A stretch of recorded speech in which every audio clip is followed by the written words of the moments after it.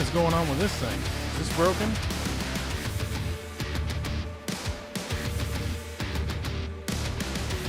Does the playback work now? Oh, now it works. Okay. What was that all about? We don't know.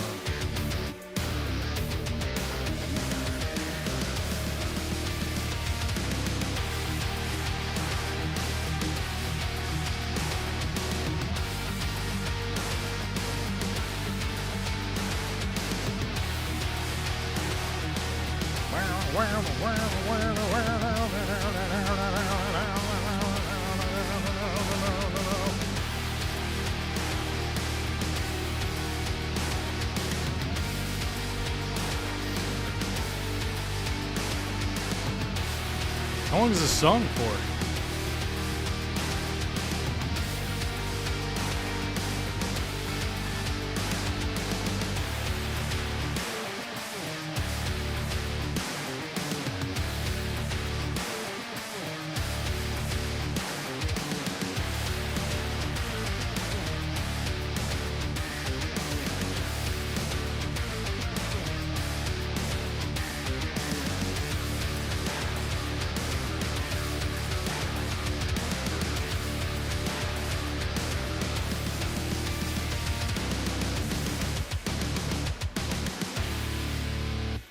Oh my god, that's the end of that song. All right, it's the end of that song. Oh, I forgot to turn on my light.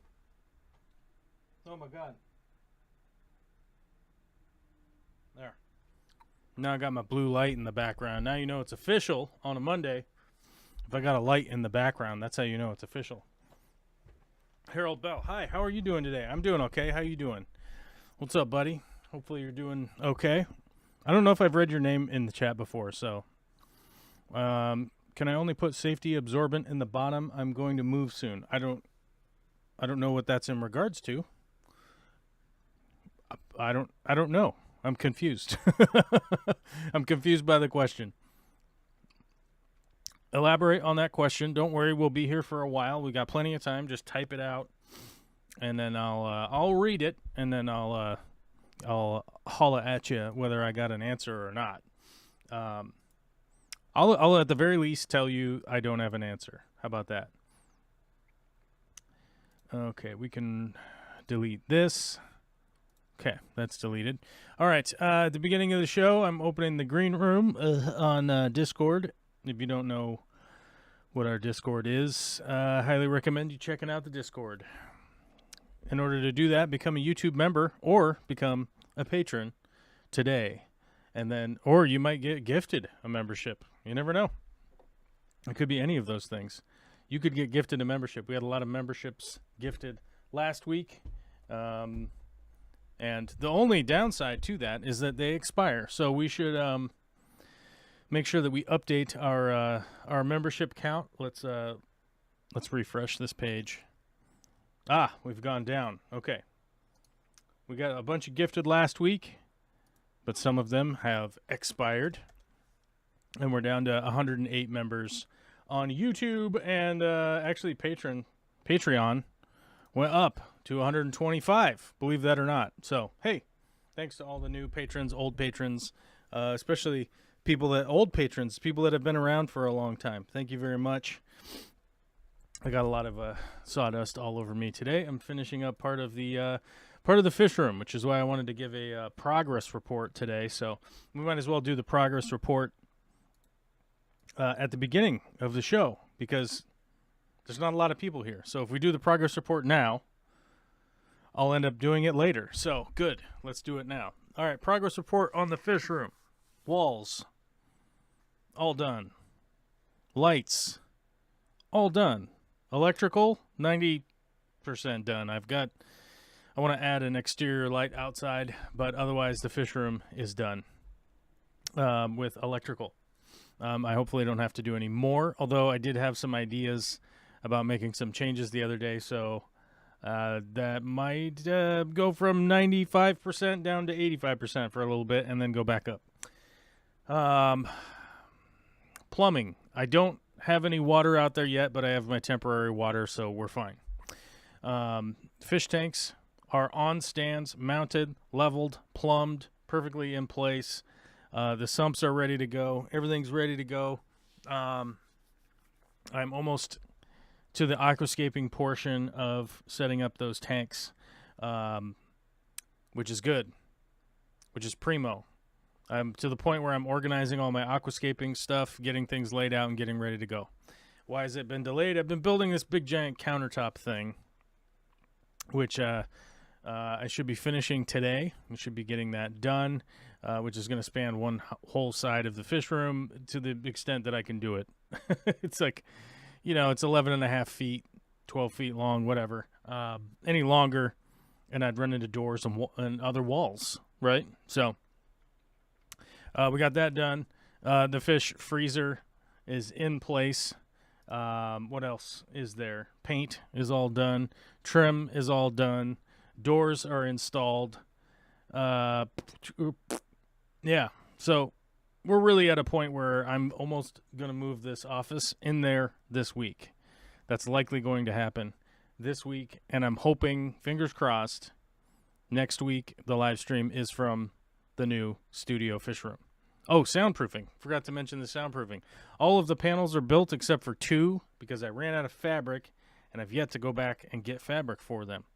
A bunch of them are hung up. I have a couple of the small sound panels to hang up still. That's because I just couldn't figure out exactly where I want them to be. It's sort of a like, do I put it here or do I move it over there? So, yeah, but the soundproofing's almost all done. Yeah, so I'm happy to say that most of the studio is coming to a close, I guess, whatever you want to say. So I'm hoping that next week the studio is set up over there. I definitely want to be out of this room completely before Christmas, which is 3 weeks away. So hopefully I'll have everything moved out by then. With the job search and with blah blah blah and all the things keeping me super busy, it has come a little bit slower than I had expected. I expected to be done by now, but things have come up. People need help, so I've been helping people that need help, and yeah, so it's been a little bit busy, even though it's not supposed to be busy. It has been, and honestly, it's been a weird transition from being employed to now being unemployed. Has been a little bit weird, but ultimately, that's all really doesn't matter to you guys. I guess it really doesn't mean all that much to the average person who's viewing a YouTube channel. But we're moving right along, and things are pretty good. I'm happy to say the kid is not sick this week. That is a big benefit, and that's a big benefit that everybody's healthy around here. We don't have to deal with a half-sick child and wondering if we're going to get sick ourselves. So that's good. The cold weather has calmed down. It's no longer 8 degrees overnight or whatever the heck it was getting down to. I mean, I think it was getting down to 12 one night, and then every night it was in the 20s for sure, which is below freezing if you're an international person on the metric system. I'm on the imperial system because I live in the United States. I don't know if you can't tell from my accent. I'm from the U.S. So the cold weather has died down. The little temperature thing here is set to Fahrenheit, so I don't know what. Hold on, let's check. Oh, here. Oh, I can change it. No, can I? Can I just? I wish the thing would just show me. Oh my God! I wish it would just show me Fahrenheit and so. Oh, these computers. No, get out of here. Fine. We'll go to Google. 51 to Celsius. 10.5. Sorry. 10.55 degrees Celsius.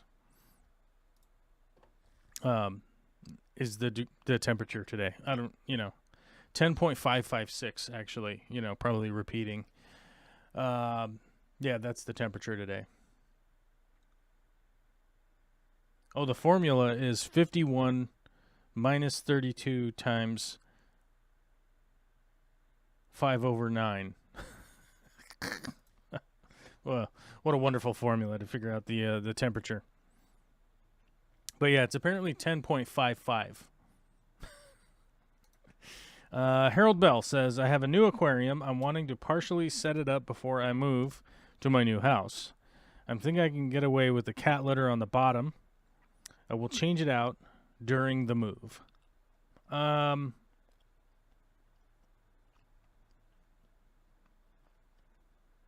Yeah, I'm sure that that's fine. I realistically wouldn't think that there's a big issue with that. I haven't done a kitty litter aquarium in probably 8 years at least. I don't know, maybe longer. Maybe longer. It might be longer since I've done a kitty litter bottomed aquarium, a kitty litter substrate. I think personally, there's two options here. Option A would just be to do a bare bottom tank. If you knew you were going to move it super soon, maybe just do a bare bottom tank. Get your plants, get your fish, get all that stuff, keep them filtered, blah, blah, blah. And I would just maybe go that route. Or option B, I would just get some cheap aquarium gravel from like a landscape supply. What am I looking for here? What do they sell it as? I think they sell it as like pea gravel. Wonderland, Earth Essentials. Yeah, here it is. So at Lowe's, you know what I should do? Is look it up on Amazon. Because then I could give you an Amazon affiliate link and we might be able to make Earth Essentials pea gravel. Let's see. 20 pounds is way more expensive over here.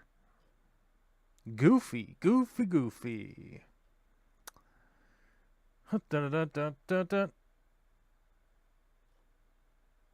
Man, well, realistically, I would say go to the hardware store. Because on Amazon, this stuff is super expensive. But maybe you don't have a car. Let's lean on that. Let's lean on that, like, you don't have a hardware store to go to, and you wanted to get the one day delivery from Amazon.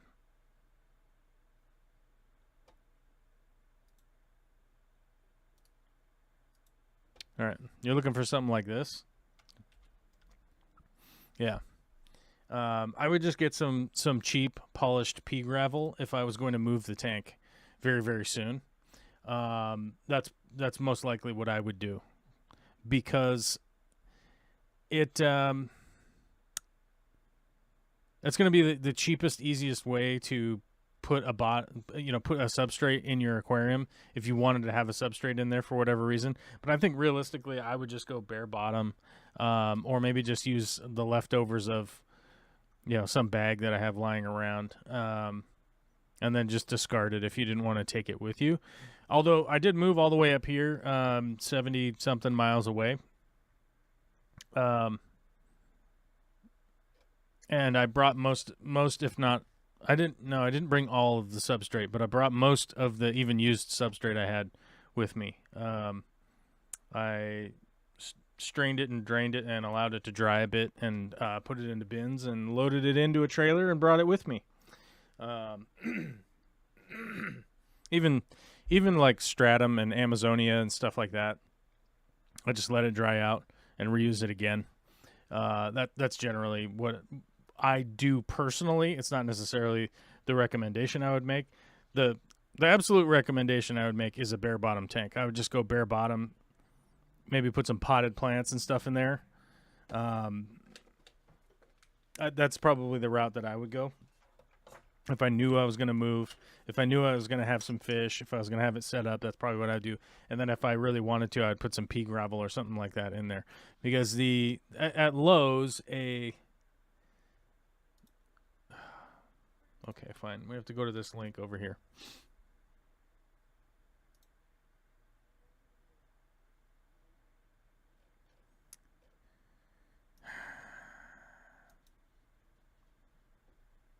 Of course, my VPN is blocking.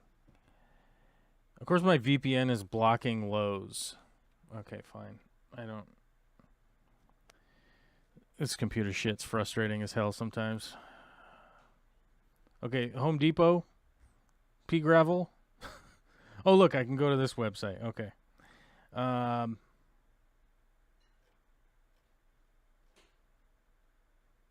much is a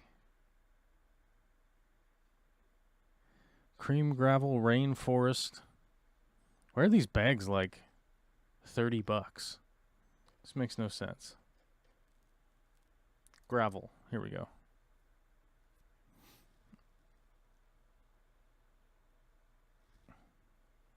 That's true. Bentley Pascoe's here lamenting with the computer problems. Computers are fucking frustrating as all get out. Which is, if anybody ever said that out loud to me, I would just nod my head and be like, yeah, computers are a fucking frustrating nightmare. They're just a goddamn nightmare. They really are.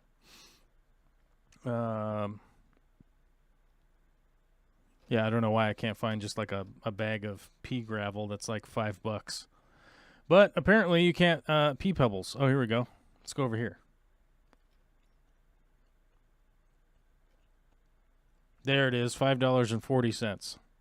Okay. I knew this existed. I just don't know why I couldn't find it. Here, I'll show you what I'm looking at here. I'll bring you along for the ride. Oh my god. Landscape rocks. This one right here. $5.40. $5.40 for a bag. There you go. That's what I would go for. Right there. Remove that. Okay, there we go. Now you get what I'm saying. That's probably what I would do is just grab a bag of $5.40 pea gravel, and then just utilize that. Tell me about it. I still hate them regularly. Yeah, I mean, me too. I regularly am like, I have I found myself every once in a while just swearing at the computer as to like why it isn't working, like, you know, because I swear I'm doing it correctly or whatever. And admittedly, why did that just relaunch? Okay, whatever. I don't know. My computer's probably somebody hacked my computer. That's probably what's happening. I pretty regularly find myself screaming at a computer because I'm like, why isn't it working? And I swear I'd done it correctly, and the reality is it's probably me fucking it up, but you know, when you get down to it, who's to say? You know, like who's the arbiter of computer truth? I don't know. Is there an arbiter of computer truth? Is that a feature that that exists? I don't know. I even had my buddy Matt come over to like mess around with my computer a little while ago because I couldn't figure out something was going on with the networking, and I couldn't apply to these jobs I was trying to apply to because my browser wasn't letting me access it was just stupid. And I'm like, all I want to do is just apply for this water treatment plant job, and it wouldn't let me do it. And it was pissing me off, and I found myself being frustrated. You know, and my buddy came over, and he was like, oh, it's this and this, but, you know, maybe just turn off this, and that'll work. I was like, oh, okay, well, I'll do that then. Just the nonsense. I can't wait till the studio's done, and then I can invite people like Bentley up to come do a live stream, you know, like on a weekend or something when he has time. You know, one of these days. I forgot to give a shout out to everybody in the chat. Frank Dominguez, Derek Palmer, Skoggs, Sarah Baker, Aubrey, Joel G, Witchy Cat, Harold Bell, I said hi to you. Zipgun, what's up, dude? Zipgun can call in. Maybe he'll call in today. Maybe he will. Fish Fam Link and Bentley, and I think that's it. Oh, no. Victor Coco's here with a $2 super sticker. It's a microphone. Oh, my God. Microphone super sticker. I don't know what it means, but we'll just be on the microphone. How about we do that? Another thing that I'd like to expand upon here on a Monday. I'm missing my musical moments. Guys. And I honestly can't wait for the new studio because I will actually be able to hook up my sample pads and my drum machine and my stuff like that, so I can start making whack-ass little songs again that generally get picked up by the YouTube algorithm, and then I get a copyright claim from somebody else saying that they wrote the intro song that I recorded myself, which is hilarious. I got to admit, it is one of the funniest, stupidest things that I've ever had to deal with on the internet, is getting a copyright claim from somebody on a song that I wrote, on a song that I made, right? On a song that I made in made on video editing software, right? You know, you're like, so you guys made this song on video editing software the way that I did. You did that. You made this. Okay, very interesting. And then I get like a copyright claim, and then they take the very tiny amounts of advertising dollars that you make, which I think is hilarious. It's just the whole thing is like, who's on first? Who are those guys? Who's on first? Who are those dudes? I forget those dudes' names right now. Abbott and Costello. Yeah. The Who's on First. That's very much what it's like. It feels like that. Who's on first? Copyright claim on YouTube. That's who's on first. From some completely unassociated company that doesn't even have anything to do with anything I've done. By the way, you guys, we got to hit the like button. It's very important, apparently. I don't know. Remind people to hit the like button. Okay, thanks. YouTube stuff, right? What else is going on in our neck of the world? This last week, I had to drive over Highway 20, which was mildly precarious on the way over. On the way back, they were attempting to close Highway 20. If you guys are familiar with the Highway 20, let's get some images here. Highway 20. Beautiful, maybe. Let's get the beautiful, and then see if we can get some images. Images. Now, admittedly, I have some images that I could show you, but I don't even know what folder they're in right now. But here we go. This is an idea of what the what Highway 20 looks like. Like, that's about as bland as it gets, because it does this, right?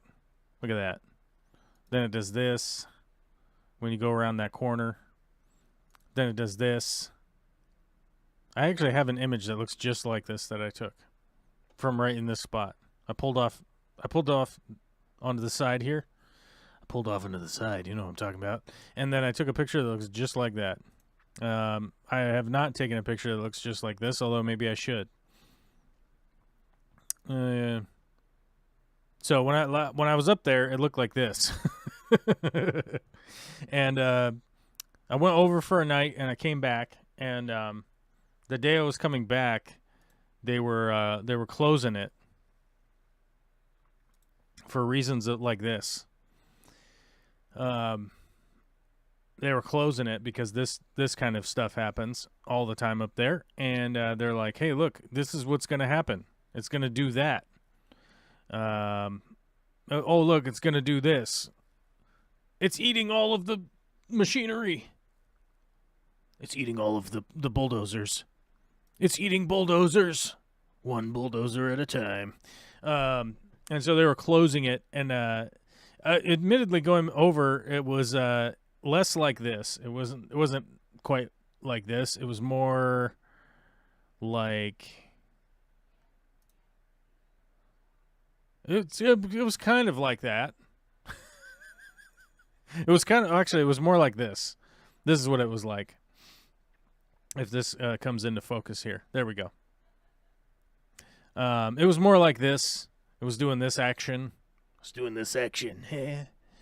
And it wasn't too bad, but I stopped at the top, took some pictures, which I might put on Instagram or something like that. Who knows? Although people on Instagram lately have been irritating the shit out of me, I'll tell you that. So that's what it was like. But the really interesting part, when I got up there, I stopped up at the top where I've been taking when I've been taking I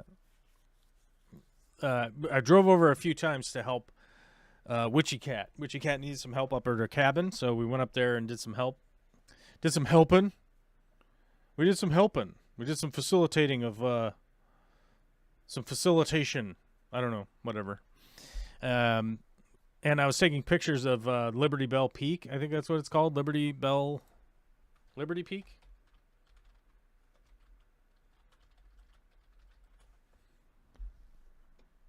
Liberty Bell Mountain. Sorry. My bad. My bad. It's not a peak. It's a mountain. And so I was going to try and take a picture of it because it was snowy now. And I couldn't even get to the spot where I could take a picture of it. That's how snowed out it was. So it does make sense why they were closing it. And it will be closed until next year.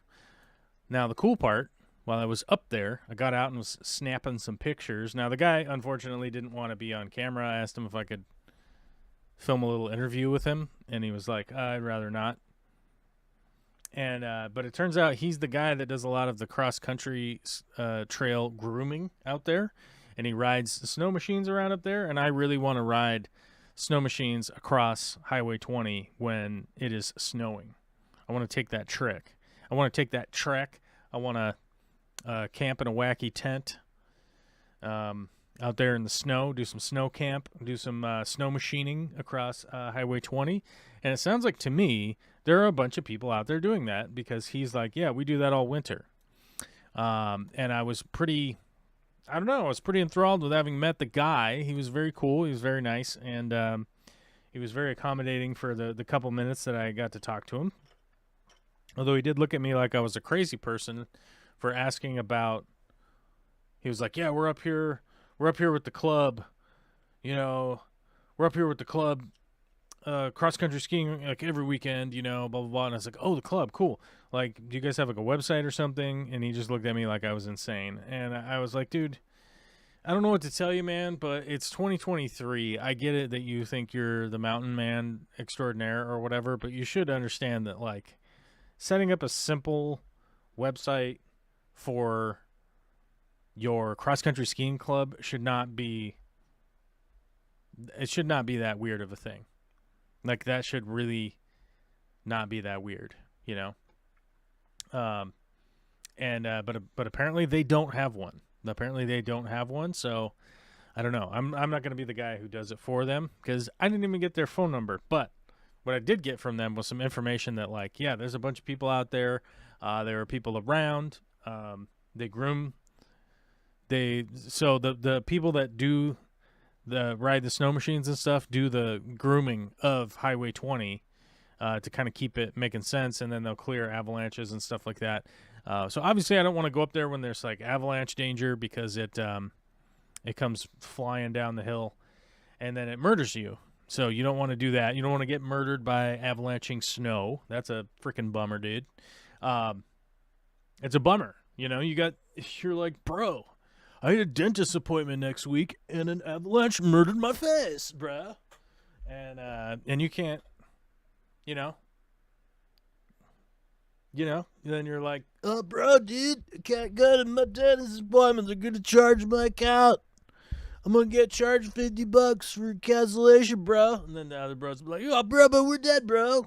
Yeah, so, you don't want to get avalanched on. But my understanding from what was told to me was that the avalanches happen on the other side. They don't really happen up on that main road part. It's around the corner coming down. That whole hill just falls off all the time, which is the pictures that were there that I actually showed you a second ago. Highway 20 avalanche. I'll just show them to you again. I mean, it's It's just us here. It's just us here talking about a freaking avalanche. Here you go. This is what the avalanches look like off of on this side of Highway 20, which is where you really wouldn't be snow machining, but this is where the guy would be driving up from. So this thing would be all up in the way. Big chime. Get those avalanches coming down, and you can see where the people they ran the groomer up around the avalanche and then just kept going up to go to their snow machines and stuff. This is where I stopped. Washington Pass. It didn't look too different from this, except for the road was cleared. Although there was just compact snow. It looked like this when I was up there. People doing this move. Oh, it's not a very big one. Here you go. Here you go. This is what the avalanches really look like. I know that people think that the avalanches are just all white. They're normally all muddy and gross like this, the snow.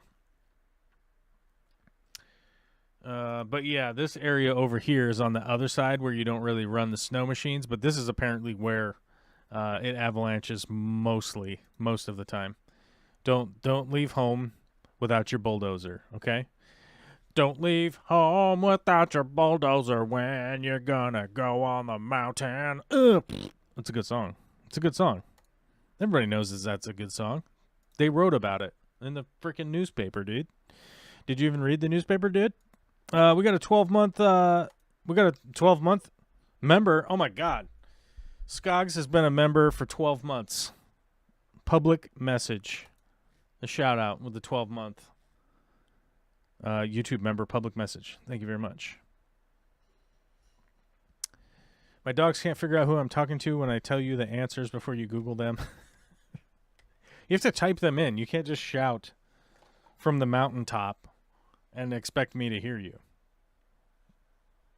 Oh, my arms are sore from doing wood sanding, guys. Are your arms sore from wood sanding? My arms are sore from bench planing.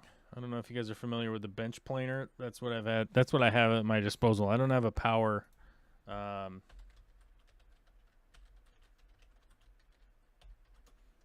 don't have a power one. I should probably get a power planer someday. But it costs money, and I don't have a lot, so I'm gonna not. I'm gonna not have one because it costs $174. Welcome to the sweet ass concert where I look at power planers. Yeah, no, they're just too expensive, and I haven't had the great use for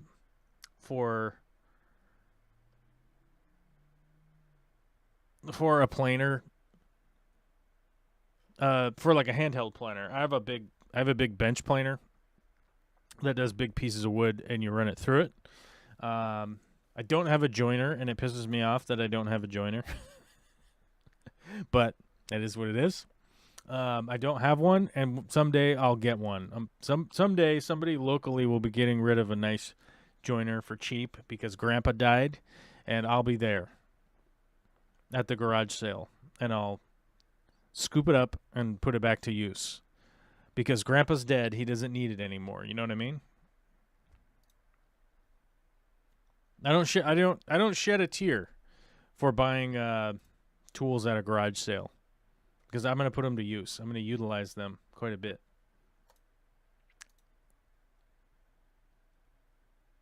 You know. You guys know what I'm talking about.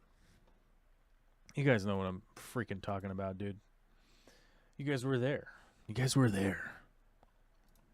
Oh my God, Bentley Pasco was gifted a membership by Witchy Cat, along with 187 Ghost, Amateur Aquatic Edition, Joseph Lee, and Atkins Nature Aquariums. They were all gifted a membership. And here's the question: what are they going to do? What are they going to do with that membership once they got it? Are they going to do anything with it? Are they going to do anything with the membership once they got it? Because truth be told, a lot of people aren't doing it. They aren't doing jack shit with their membership once they get it. They just ain't doing jack. You know what I mean? They're just. I don't know what they're up to. I don't know what they're doing. I'd be hard pressed. I'd be hard pressed to know what it is they're doing once they get gifted a membership. Okay. Well, I don't know. I look forward to trying to do the snow machining up there. But I don't have a snow machine, and I don't know what it would cost to rent one. Can you rent snow machines?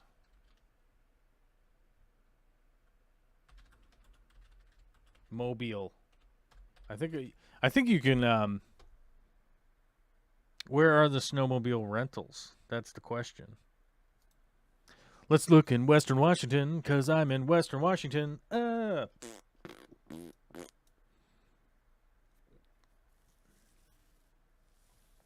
I don't think you can rent them. Is that a rental? Snowmobile tours.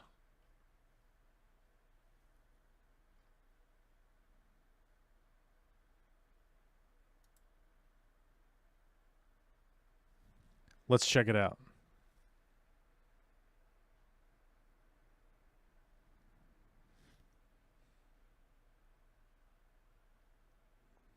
Let's check this out. Oh, here's an article from the Seattle Times. Snowmobiling may seem daunting. These massive machines are fast and expensive and should be taken seriously. But as riders will tell you, Washington State is a wintry wonderland begging to be explored via snowmobile. From notes on permits and trails to tips on safety, renting a snowmobile and proper equipment, here's how to get your feet wet. How to get your feet moist. Browse.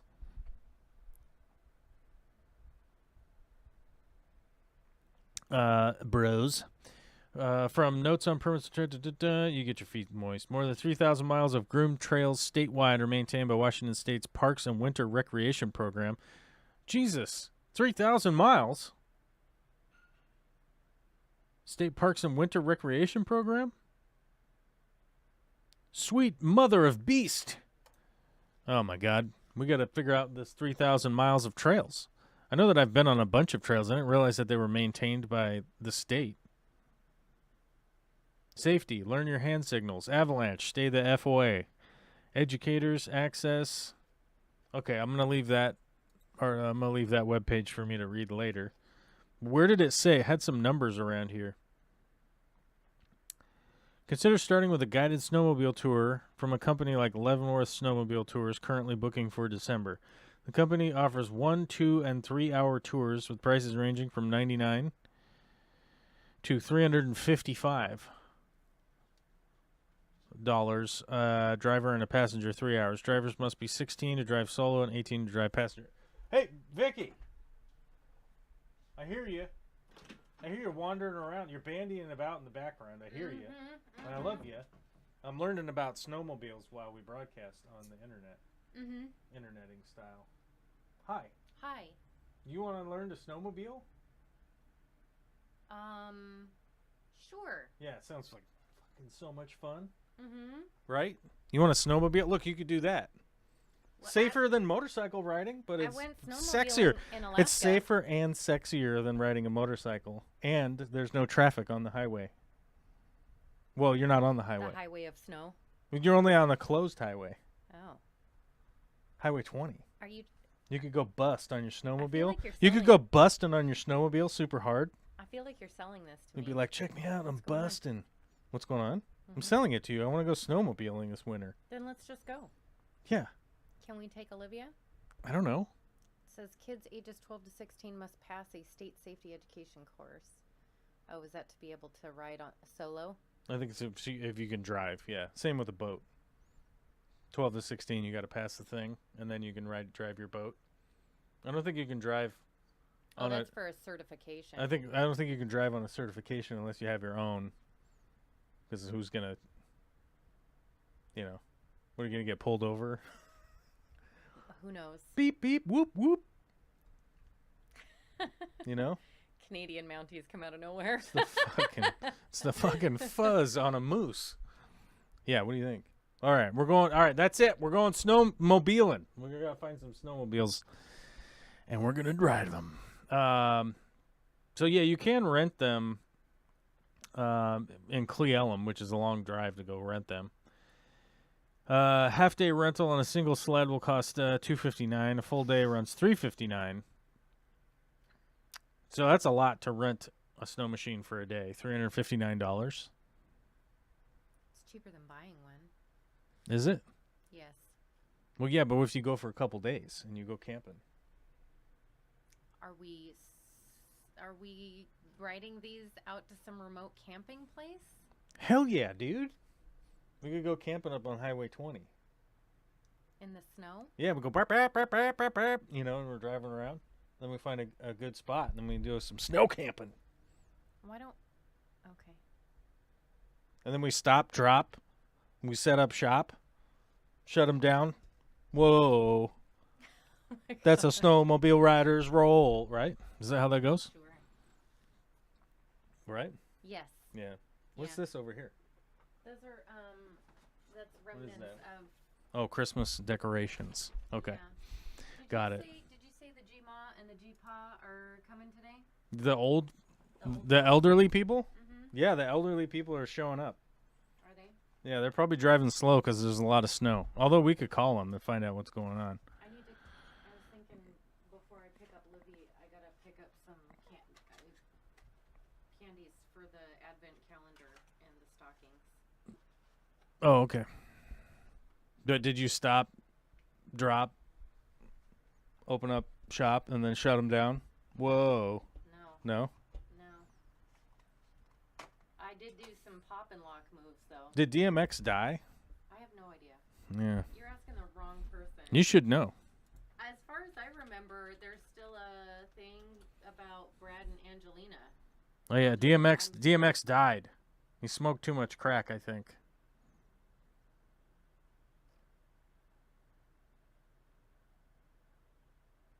Yeah, he had too many drugs, I think. I think he had too many drugs. He OD'd.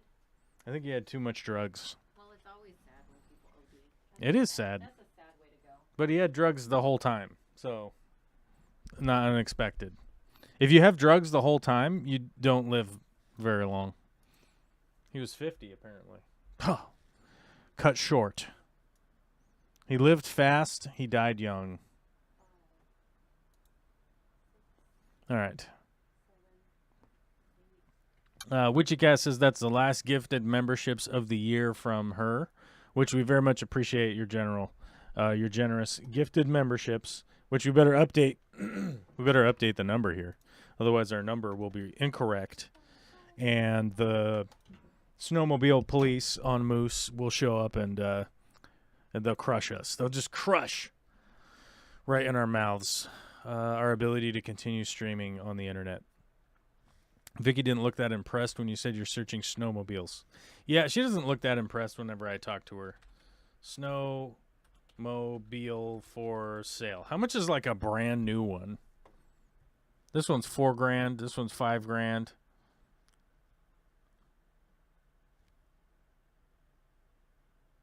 How much is a brand new Ski-Doo? Because a Ski-Doo...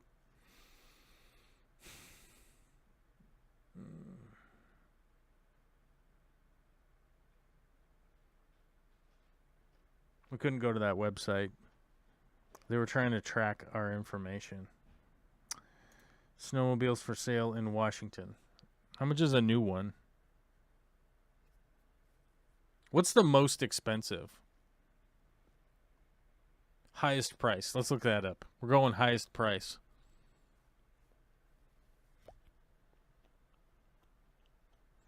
Live fast and was found in a bulldozer turned upside down. That will happen. That will happen from time to time. Do I have like too many things open? That must be what I got going on. I just have like too much stuff open. Let's close all this crap. Maybe I'm using too much RAM. Is that what's going on? That could be happening.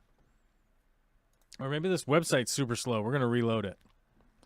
We're going to reload this biatch again. Here's a 2022 Polaris for $10,000. Well, that's too expensive. Here's a Skidoo. I know it's Skidoo. I like to say Skidoo. because it reminds me of Blue's Clues. 2023 brand new Ski-Doo. $9,000. And it's yellow and black. I mean, it's yellow and black, so that appeals to me, but that's just the paint job. Here's a brand new Ski-Doo for $12,500. Yeah, so I think like the top end Ski-Doo or top end snow machine that you can find is probably $20,000. I mean, unless you're like a racer or something, and then obviously you could get a much more expensive one. But it seems to be that like even the fancy for sale ones are 13, 12. Okay. So it's potentially attainable. That's all I'm saying. I need to Google it. What the hell is a snowmobile? Oh, I'll show you, Mickham. Don't worry. I'll show you. What do they call these things where you're from?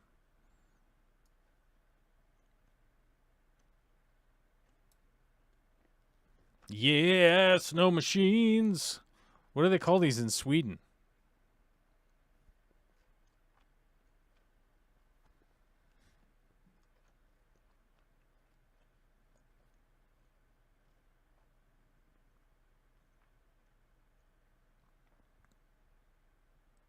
And what's the question here? So this one here is 8,100.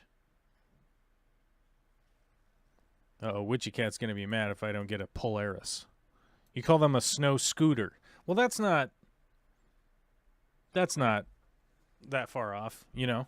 Like, how do you say it in Swedish, though? That's the question. Mickham, you're in Sweden, right? Or no? Oh, God, you're in a Nordic country. I might be wrong. Well, this is taking forever to load. This website is bunk. Let's go snowmobile Polaris.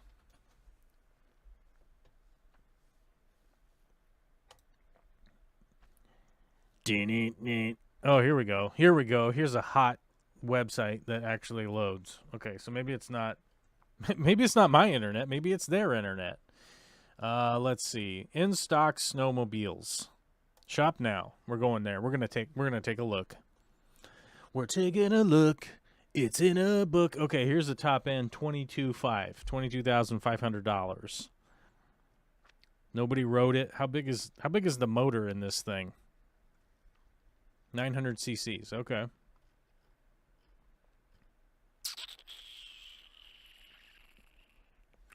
We'll take a look. It's in a book. Okay, so the Polaris is more expensive. That's basically what we got here. That's what we're seeing.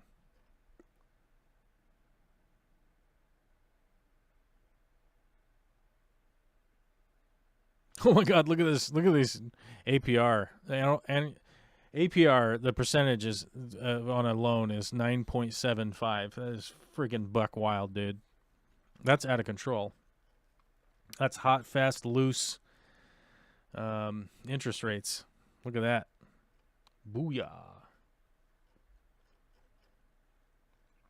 I wonder if we can organize their search results here. Most relevant? We don't want... Let's go lowest. I don't know. Let's see what the lowest price one they have for sale is. $12,797.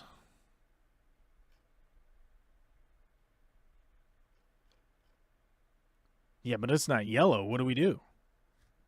What do we do if it's not yellow?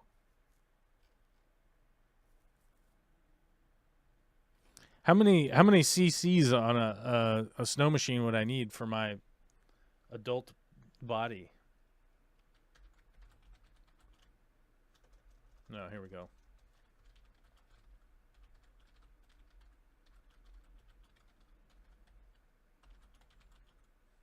Snow machine. Here we go. Here we go. Here we go.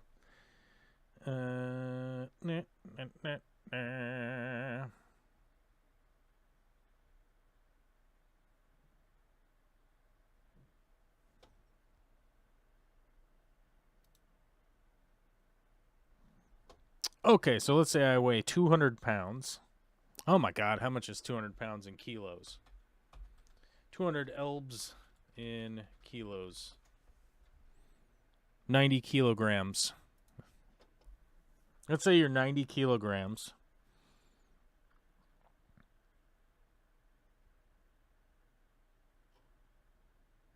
It's a good question, and there are many factors to consider. Weight of rider, terrain. God, this guy's... It's hard to read people's terrible grammar. Terrain you are riding in. How fast your buddies' sleds are. Here are some answers to these considerations. If you are a heavy rider, a 340 would not be much fun, and a 440 may not either. 200 pounds, I would recommend 500 or 600 cc. If you trail ride only, I would suggest a 600 cc short track has enough power and speed to cruise on the trails at 50, 60 miles an hour without really working the sled hard.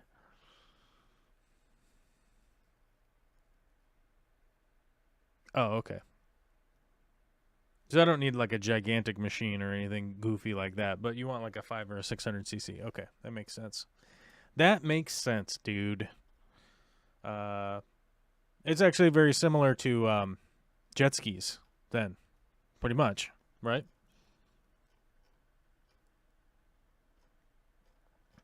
Yeah, so I think like the most reasonable new machine is like $12,000. Okay, but we want we're considering ourselves to be aficionados. Used. We don't know how to. I mean, I know how to do small engine repair and stuff like that. Here we go. Let's go over here. Oh, is this that super slow website? Oh, it is that super slow website. Let's just go highest price down. We'll start at the top and work our way down. Yep, Sweden. My relatives in the middle of Sweden use them a lot. Me, I'm in Stockholm, so I just go by the subway. Yeah. Yeah. If I had a subway here, I would ride it. If I had a subway here, I would ride it. I would assuredly ride it. If you try to filter these results, this cockamamie website just sits here thinking. So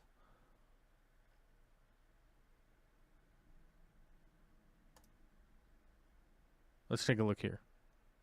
Oh, this is not a helpful website. Okay. Nope. Snowmobile.com. Okay.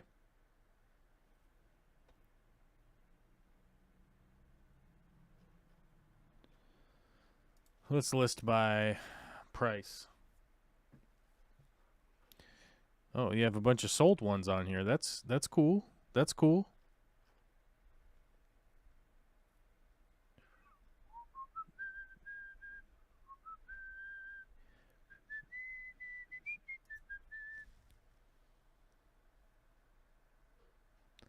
Type in snowmobile yellow Kinsmart. I can do that. It's on. Actually, I can just copy. No, okay. I'll type it in. Snowmobile yellow Kinsmart. Okay, you got it.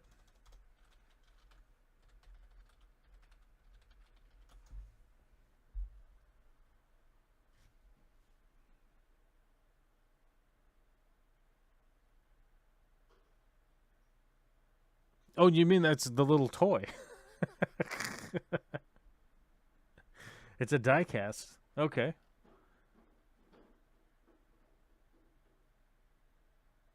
That's probably what I mean. Realistically, that's probably what I can afford is the die cast model. I just wanted to get an idea of like how expensive it was, and I realized I hadn't looked this up before. So I don't know. Is it mildly entertaining that I'm looking it up during a live stream? I would argue probably not. I'd argue it's probably not, but it's something that happened this week, having gone up over the pass, and they were closing the pass. That's one of the weird. That's one of the crazy things about going over Highway 20 is that it closes. And I was going over it at 1 p.m. It was closing at 6 p.m., which meant I had to get over it, get to the other side, get down for sure. Within that window of time. Luckily, it wasn't a big deal. It wasn't hard driving, wasn't difficult driving for me at all. So I just made it over, and it wasn't that big of a deal. But the whole time I was up there, I was thinking, man, I really want to come up here with a snowmobile. Because you could go up there with cross-country skis, and I bet we could probably do that, and it would probably be just as fun. But I'd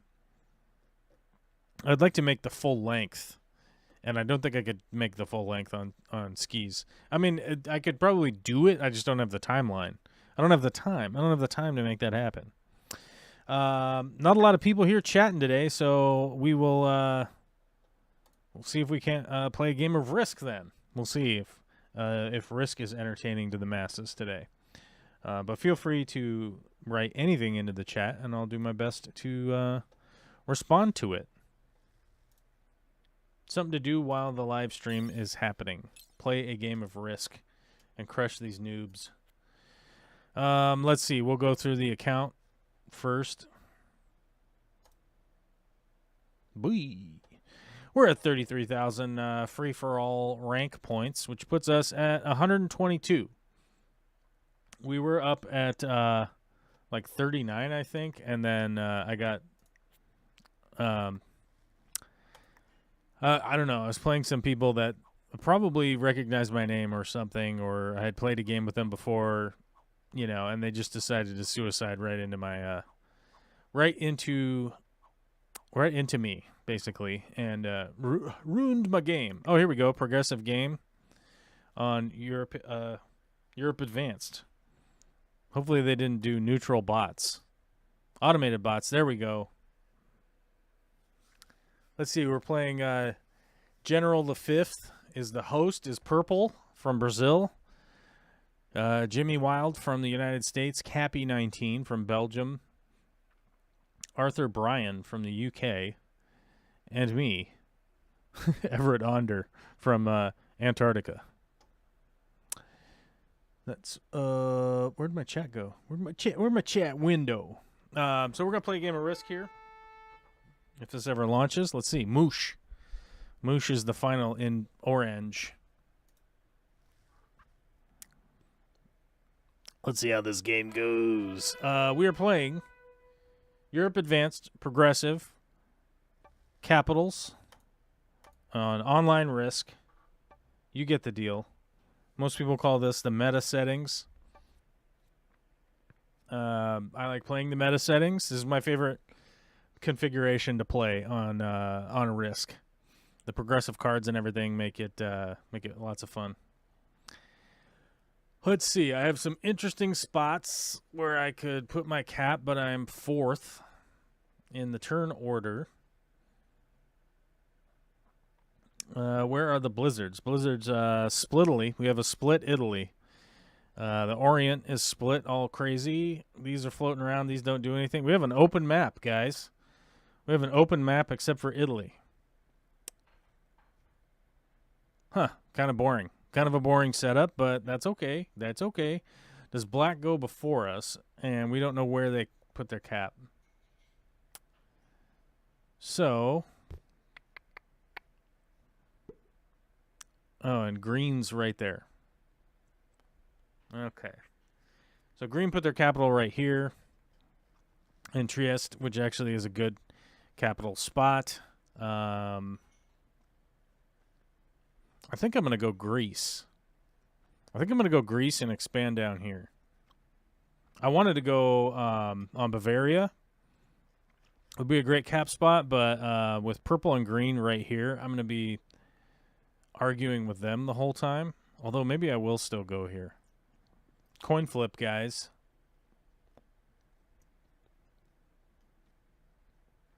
Or Greece. Bavaria or Greece, but you guys can't really vote. I'm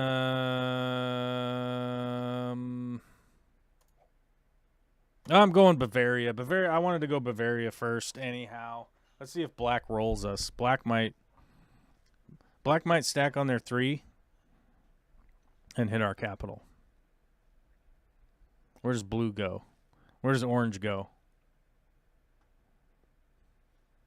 Orange going last, they really shouldn't put on a 1.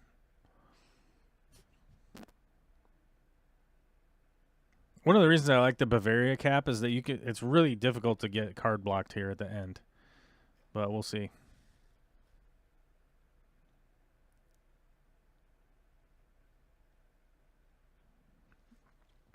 really depends on what purple is going to do. If purple's going to attack down, if purple's going to attack this way, man, I should have gone Greece. Everybody's up here.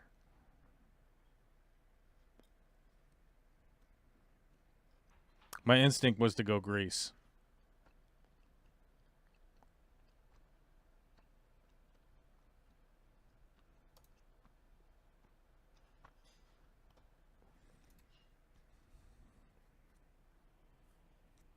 And what's black doing here?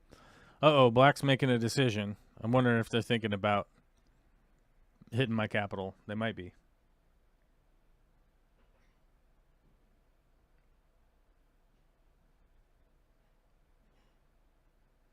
See, the only issue here is I'm not going to get a turn 1 bonus because what am I going to get? 6? I think I'm going to get 6. Is black down here?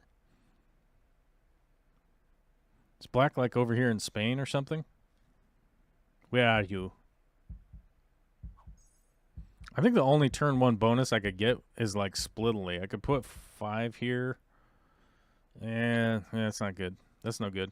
We'll see where purple goes. If purple goes backwards, hopefully they go east. Oh no, they're coming this way. But they didn't even come this way with enough troops.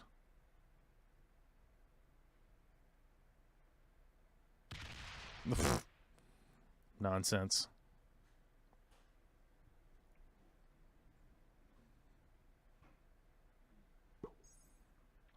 That was nonsensical.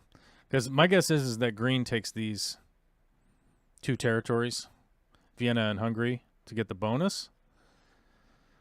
Or they're doing something else. What are they up to? Oh no, okay, they're coming over.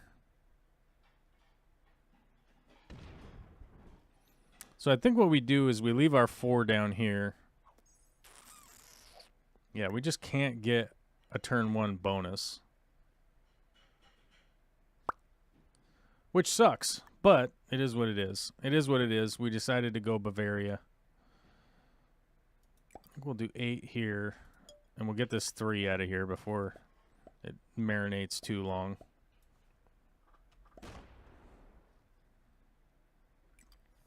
And then I can get this 1 out of here. Oh, I wonder if I can actually hit this. Oh, take the risk, baby. I'm just out here taking the risk. I'm just out here taking the risk, boys. Okay? Yeah, because orange was going to go back there. So I really needed the Germany bonus to sort of survive the first couple turns here. The first couple rounds. Because blue will be stuck back up here in Scandinavia. I'll give them a fist bump, and hopefully they chill. Although I'm not really sure what just happened with orange going back that way.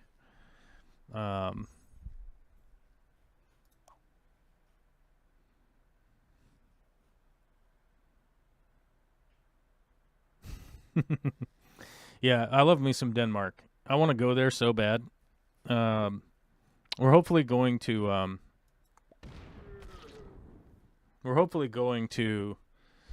Europe this year, so we'll see what happens. Is blue going to be cool? We shall see. Okay, blue's going to be cool. They have a trapped cap. Like, their cap being back here is bonkers bad. But we'll leave them back in Scandinavia. Hopefully they go this way or this way instead of coming down into Germany. They know that my capital is here.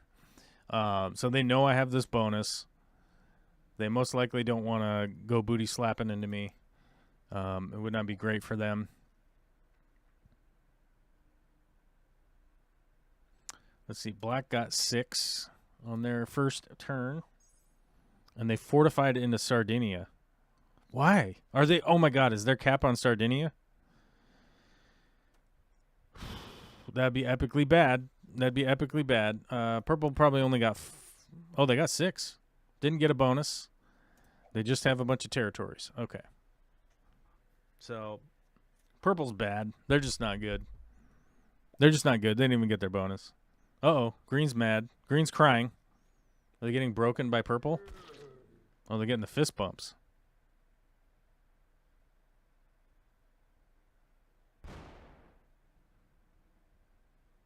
What? Oh, they tried to kill my yellow 1 up here. They tried to remove my position. I don't like it.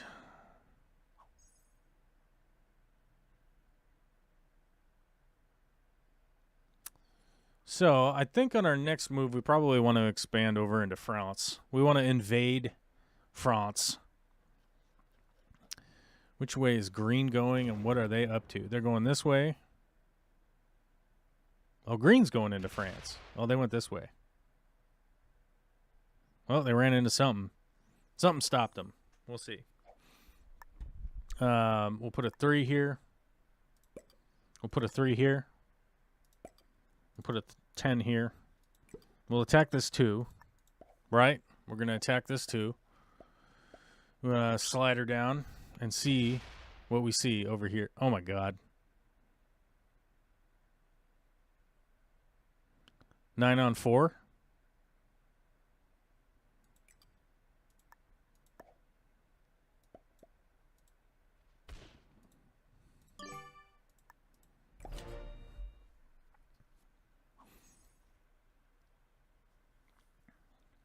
We'll see if orange is cool or not. Where are they gonna go? Oh, what'd they do? They started with 9 troops, and they made 1 attack back here. So they had a capital, which gives them 5, plus that bonus, which is 3, and plus some territories. Okay. Yeah. All right. Yeah, I really hope to go to Denmark at some point. Oh my God!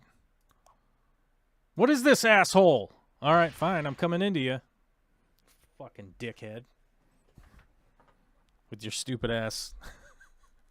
With your stupid ass. All right, you got it. Oh, here comes black.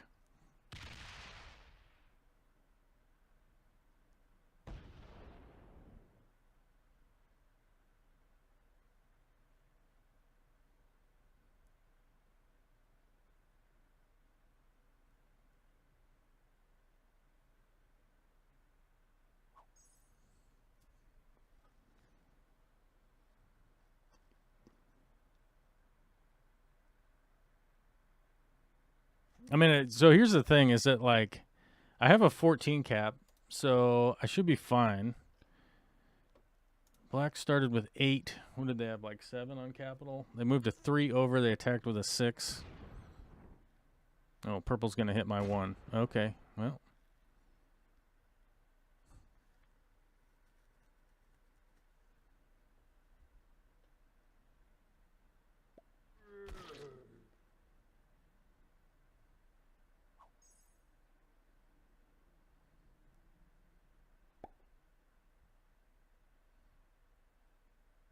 Which way is green going?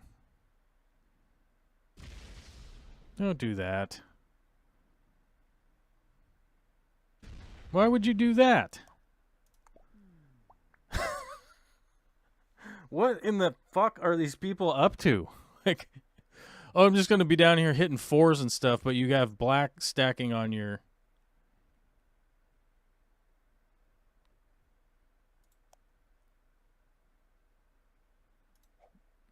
Do you think that that's... Okay, I don't understand how you would think that that's beneficial to your game, but all right. Let's see.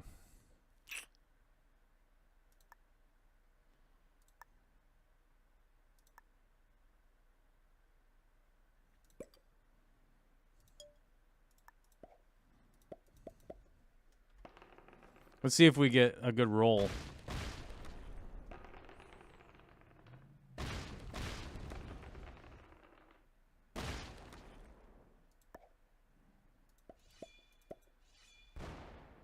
Fucking guy.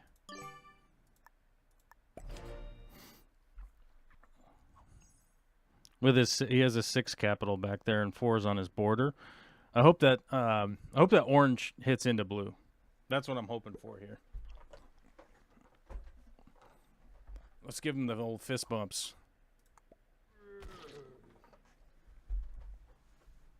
We'll give them the fist bumps. We'll see what they do. We'll see what they do.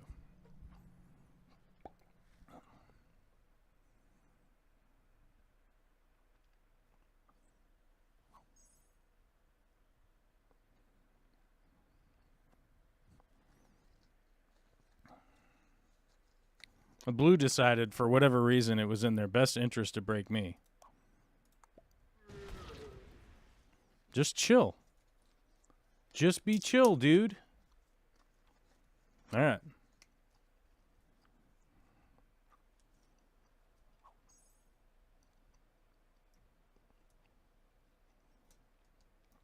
Green's out here, like, attacking my 4s down here. So the green's down here taking a bonus, while green is up here. So purple's in between them and this bonus. Green could be feeding into here to go this way or this way, but they've decided that they need this 3-point bonus for whatever reason, and hit my and like nobody attacked purple, so purple's getting 19 now because they have Russia. Okay.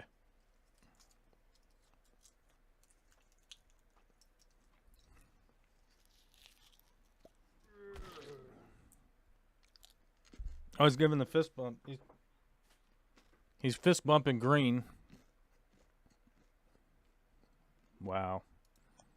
So purple's going to get like 30 on their next turn. Black's getting 15.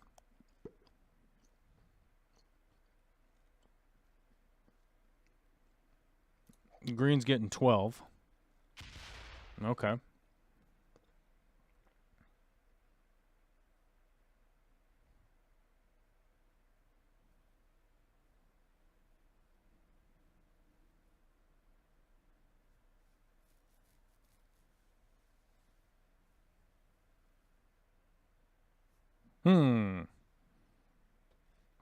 I probably need some like music playing or something while this game is going on, right?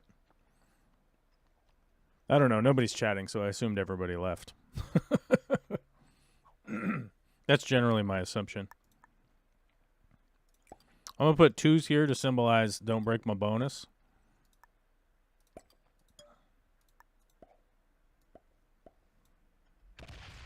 Yeah, so Black's capital is right there. All right. Sitting here with the 21 capital occupying Germany. We'll see what the other players do. We'll see what Orange does.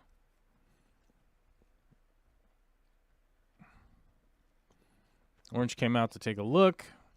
They see that the Black capital is there. Do they hit it? What do they have, 28? Oh my God, they are.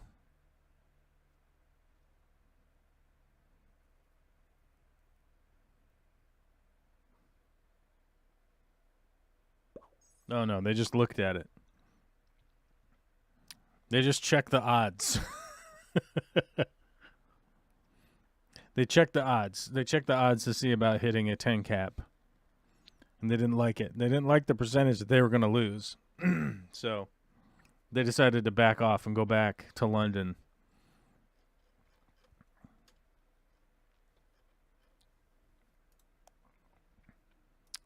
Blue started with 8, and they seem like they're about to bot out.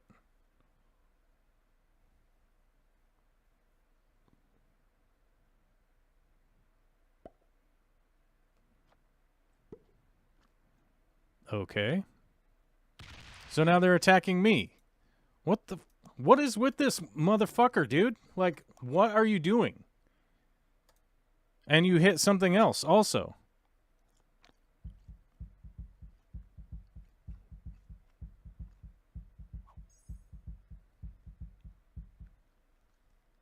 What else? Oh my God. What? What are you doing? What do you mean? What am I doing? Sounds like you're being accosted in here. I am. By Blue, whoever this guy is. Arthur Bryan. Is he from your stream? No. I'm streaming and I'm playing Risk. And I'm commenting it. Oh, commentating on it, and you're coming in to ask me what's going on. Sorry. This is why I don't stream at night, because it would freak out Vicky, and she'd wake up. Who's talking?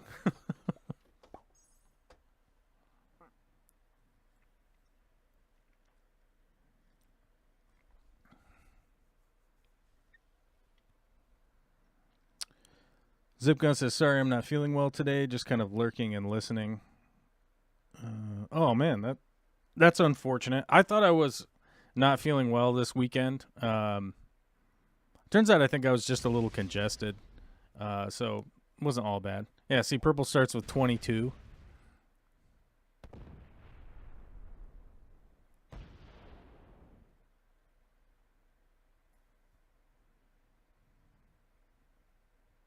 Is purple like trying to kill green?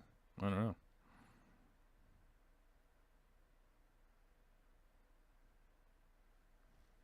So chances are that blue left like a 10 back here or something, so I won't be able to break their bonus. So I won't.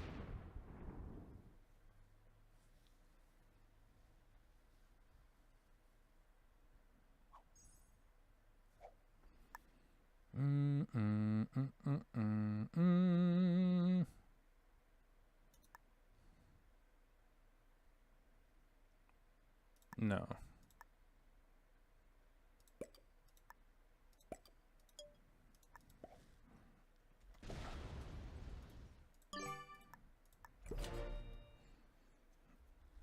So if green doesn't do anything, oh no, they're gonna get what do you call that? They're gonna get their trade. Nobody's traded early. 4, 6, 8, 10. So I'll get the 10 trade. I probably won't be able to kill blue. Probably won't be able to kill green, because green will get a trade and then do something. I think that purple or black cleared them out, cleared green out from down here. And it looks like blue broke orange. Yep, blue broke orange also. So orange broke them back. Yeah, it looks like blue went into orange also. Blue went in here. Orange smashed them back. They lost this bonus. Or purple broke them from over here. I'm not sure. If they hit... Oh, they must have botted. Nope. Why trade early? What? Okay, cool. I get extra troops then. So yeah, I'll get the 12 trade then instead. Blue is like way overextending themselves.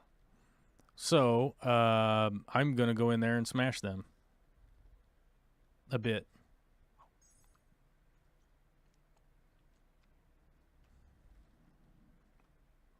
Because they've been nothing but a dickhead this whole game.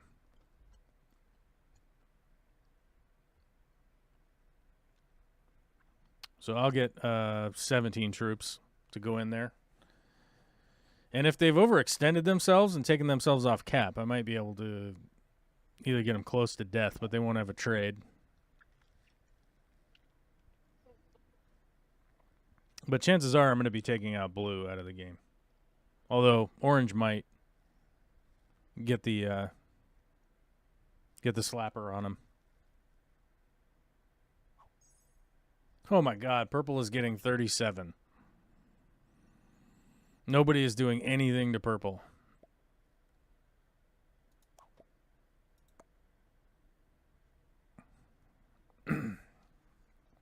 Purple has this whole side of the map. Purple has everywhere over here on the right-hand side. Which, hindsight is 20/20, of course. I probably should have gone with the grease cap, because I could have just been expanding down here without idiots like blue going back here on Sunsval. That's where blue's capital is back here, which is an insane place to put your capital. I don't think I've ever seen a capital up there unless like the machine put it there.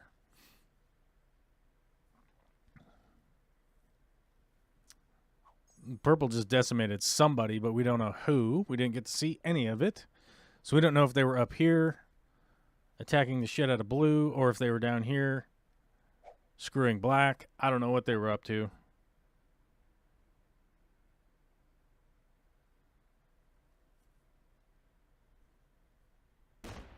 What is green doing? Green is just going to take their bonus and chill. Okay. I don't like blue like at all, so I'm going to go up here and see if purple happened to go into blue a bunch.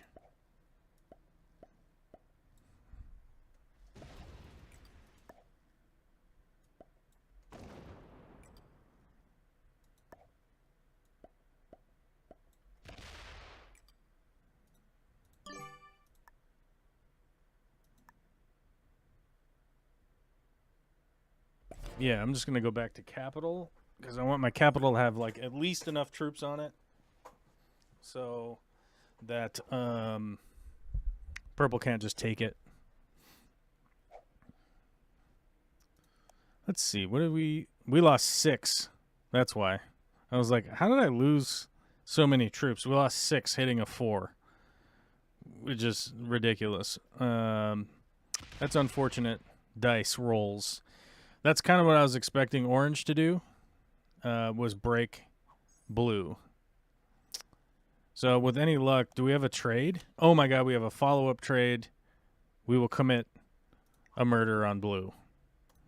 Blue player has this last turn, and I bet they're going to quit.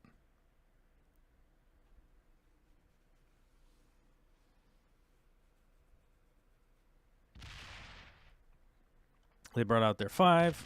They go over here. Do they take their bonus, or do they break me? Oh, they take their bonus. Okay, okay. Well, needless to say, on the next turn, if purple doesn't kill blue, I'm going to kill blue. I'm going to kill blue and take their 3 cards. I'm probably not even going to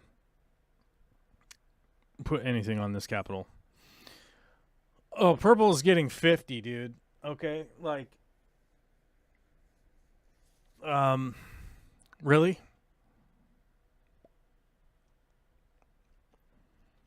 The purple's getting 50. Are they going to kill black?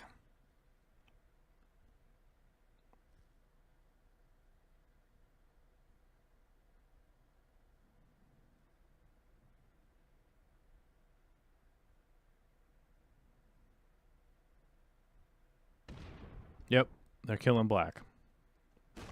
And they have killed black. Question is, are they going to kill green? We get a trade here for, what, 20?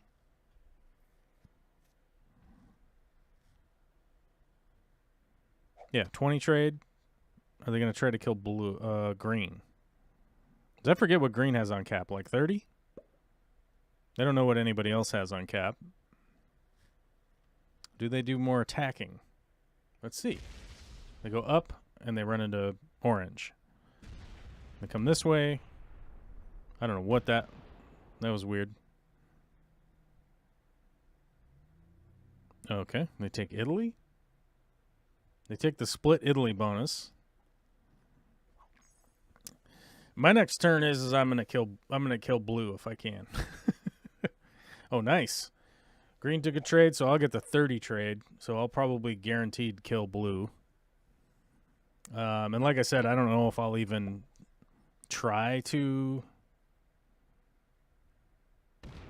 What the fuck was that? You fucking clown. Oh my god.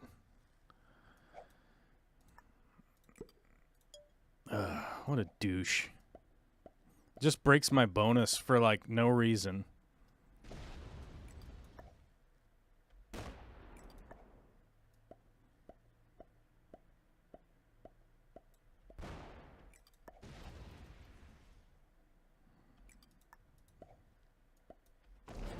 Bye-bye.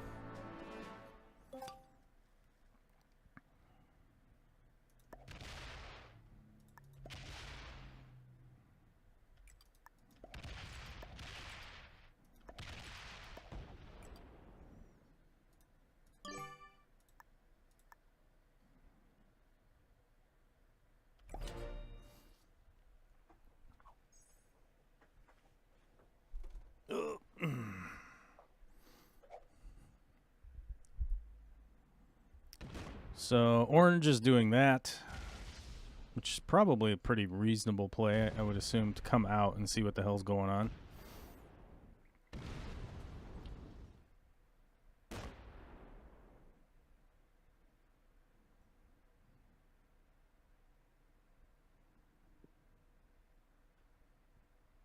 Six, 7, 8, 9, 10. Oh, they ran into something. Or they're running out of troops. So purple still gets 26 and a trade, and we'll see what they're up to here. Oh, shit. I don't have a trade.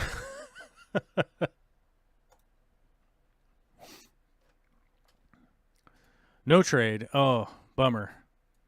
Thanks, Mickham. I got Stockholm. That's true.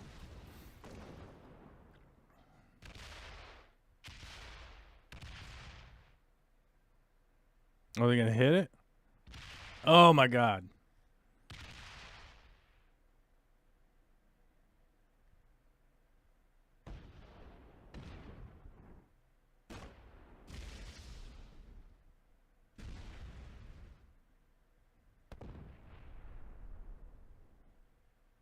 Are you going to hit my capital with a 16?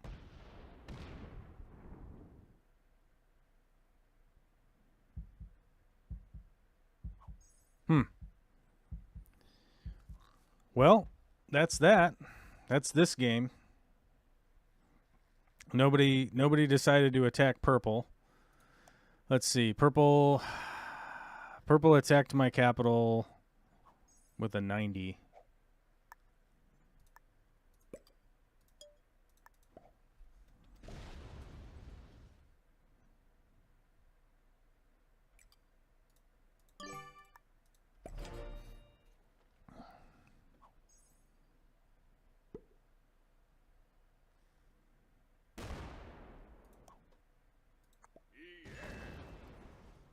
Oh my God. I was hoping that orange would have at least got my kill.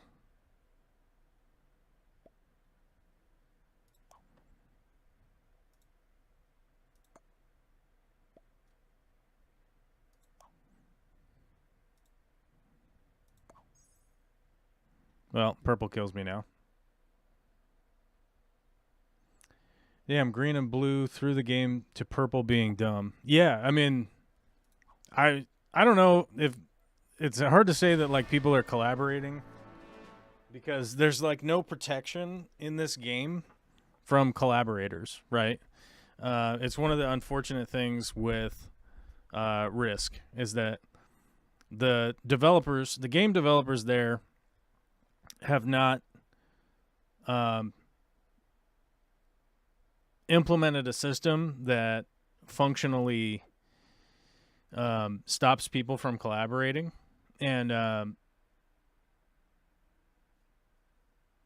so there's always that suspicion. Like, you always have the suspicion of, like, are people collaborating? Like, green decided to come up and break me at the end there for no reason. Blue was breaking me even though it's not to their benefit. But they might just be stupid. That's the thing. It's like they might just be not very bright. So that's one of the unfortunate things is that, like, it's very possible that they're just, like, not very smart people, and maybe they're not very smart players. Oh, it looks like we lost everybody. Everybody left. So I'm basically talking to the void now. Yeah. It is certainly possible that they're just not very bright, you know. But the developers there have not done they haven't done a lot to protect people from the suspicion of if people are collaborating. Does that make sense? Like, there are protections in place if people are from the same if people have the same IP, stuff like that, like you get kicked out of games, you get kicked out of lobbies and things like that. So there are protections there, but it's really hard to, like, I don't know if somebody's streaming on their Discord and there's two people playing together. I don't know what's going on, but at times like that where you go like, why did green come up and break my bonus? Its only advantage is purple, right? So that I guess purple could freely kill everybody else and they get second place. like that's a possibility because like the way that the ranking system works, if you get second place, you generally go up in points. Like second place is not as good as winning, but second place you kind of get a couple of rank points, right? So because of the way that the system is sort of applied, like the ranking system and how everything goes, it does leave a lot of questions of like, why is this idiot doing that? Like, but there is a possibility that they're just like not very smart. Could be. Very well could be the case. Kiwi Mamo showed up. Fish Tropic Canada came all the way from the frosty north to come visit the stream. But yeah, we'll mark that up for a loss. It's kind of a bummer. And I think the reality is that like you play, you play whoever it is that you match up with. And unfortunately, like sometimes you play with people that aren't that great. And they do weird stuff like just let purple take over the map. And then like break me just because that's a thing that they're trying to do, I guess. It's like, we'll just hopefully we hand feed the game to purple and then purple wins, I don't know. It's kind of odd, but purple was definitely playing their advantage and killing the other players. And I don't know what that roll was that they got on my capital, but I think they got a 1-to-1 roll, which shouldn't happen because of the percentages of the dice rolls. You're supposed to be able to, if you have a capital, you're defending with 3 dice. Typically, you're supposed to lose a lot more troops when you're attacking a capital, but that doesn't seem to be functioning properly in the last couple of months. It seems like the capitals aren't defending the way that they normally defend, but it is what it is. Like it is just a game. But I can always just call people a motherfucker if I want. A backstabbing game? Yeah, it pretty much is a backstabbing game. It really is. Like, you should, if you're playing Risk, you should be able to understand that, like, you're trying to sort of take your area and grow so that you can get opportunities to beat other people. And if you're playing with people that just like continually break your border, like over and over and over again, just because, then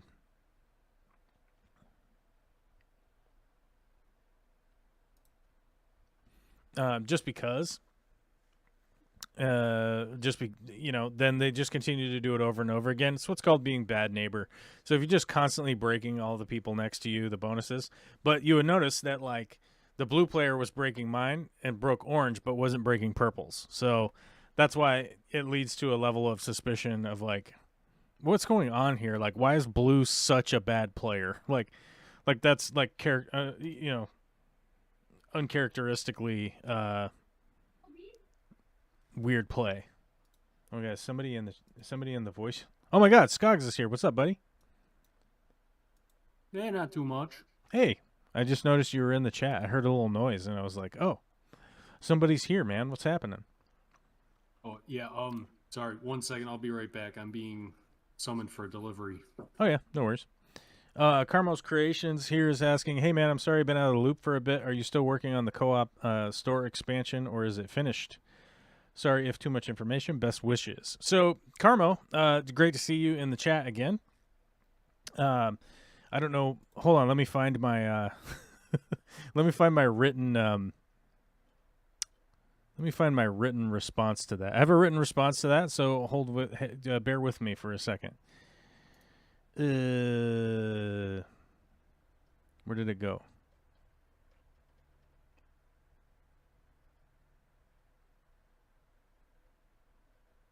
I'm scrolling through my notes. Here we go. There it is. As of last week, my association with the Aquarium Co-op has ended. This was actually a couple months ago, so bear with it being written this way. As of like 3 months ago. As of 3 months ago, with my association with the Aquarium Co-op has ended. Sadly, after years and years of collaboration, this split was not amicable. As a result, I have no current plans of discussing further information about the departure. In the meantime, I wanted to be proactive and transparent in communication so that it wouldn't come as a surprise if revealed at a later date. Currently, my focus is on doing my best to launch new content in the coming months. I appreciate the community we have built, and thank you in advance for your support. We're in for interesting times as things shake out. So, yeah, if that explains what's up, I no longer am with the Aquarium Co-op, and the departure was not amicable. Does that make sense? Hopefully that is enough to explain the situation there. Skog means forest in Swedish. It's a pretty usual last name here. Oh. Well, Mr. Skogland himself, Mr. Forestland, Skogland. Maybe that's what that means. We don't know. I think the Lund part roughly translates to like grove or something. Oh, Forest Grove. Yeah. Oh, you wrote it in chat. So I figure if I read chat, it would help. So what's happening, my man? The new dad, the newest dad on the scene. Are you the newest dad, or is Wesley the newest dad on our membership board here? No, I think Wesley might be. Wesley might be the newest. 'Cause we just hit 8 months. 8 months. My God. Time's flying. My daughter's 5. Your daughter's 8 months. Wait, did you have a son or a daughter? Daughter. Okay, good. God. We need less sons, right? We need more daughters. All the daughters. I only say that because that's all I got, and that's all I'm ever getting. Me Yeah, too, it was funny. I was talking to a friend of mine the other day, and they were like, it'd be great if you guys have another kid, and blah, blah, blah. And I was like, yeah, Vicky's barren from cancer, my guy, And they were like, oh, wow. Well, you said that in kind of a rude way. And I'm like, I don't know what to tell you. Like, am I supposed to say it so that your feelings are protected? You know what I mean? Like, it's a weird world we live in. Like, they know that she had cancer. They know that they're, and it's just a dude being a dude. So, like, I don't know. But I also feel like if it's a dude being a dude, and I'm like, Vicky's barren, she can't have another kid, she has cancer, she had cancer, don't you remember? Duh. They should just, as a dude, being a dumb dude, you should just be like, I'm an idiot, sorry. Don't get your feelings hurt because I was being rude to you. You know what I mean? Does that seem weird? It's a weird situation. Yeah, very weird situation. I mean, I think it's one of those things too, like, if you already knew or like heard about it at some point, like, yeah, I think that's a great response. Oh crap, I'm an idiot. I'm sorry, I forgot. Right. As opposed to like, oh, why are you being rude? Like, I don't know, man. That's why we don't hang out anymore. Like, you think I'm just rude because you're not even paying attention to anything that's fucking going on. Yeah, I don't know. It's weird. And like, how else are you supposed to put it? Like, you can't. Yeah. You can't sugarcoat that kind of thing. Like, oh, hey, buddy, let's have a real emotional talk right now. Like, what the fuck, man? We could hold hands. I don't know. Maybe I was being rude. I don't know. Maybe I was being rude, but we'll see if they call me in a week. They probably will. So like, what's going on? Another dude move. Yeah. So how's the world treating you? Is it fucking snowing over there yet?